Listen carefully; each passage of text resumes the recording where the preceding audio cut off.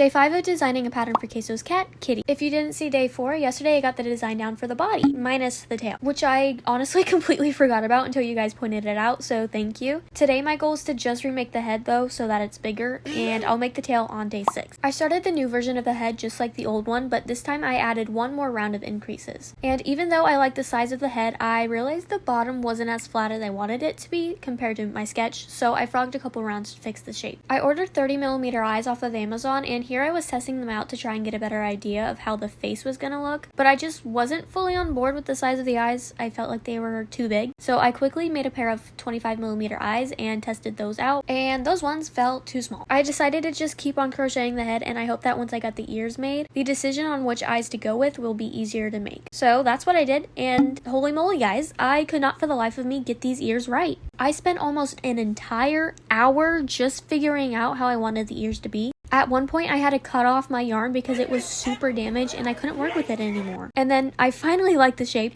but it wasn't symmetrical, so I frogged all the way back again, made them symmetrical, and guess what? I realized one of the ear tips had a loose stitch, and I didn't want to bother anymore. So just imagine the weird ear looks like this one, okay? Anyway, I made sure I was liking the head placed on the body, and then I secured the eyes. Doing this just really made my vision come to life, so I was super happy with how it was looking. I moved on to the decrease rounds, which worked up very quickly because all I had to do was figure out the placement of decreases for one round. The rest of the decrease rounds, I just followed the old heads pattern. Once those were done, I stuffed the head, fastened off, sewed it closed, and look at it. Now, I'm still not super sure about the ears though. I feel like they kind of look like pig ears, but let me know what you think. I can always change it. Come back for day 6 where I will be making the tail, of course, and any adjustments needed based on your guys' feedback. Thank you all so much for watching. Okay, bye.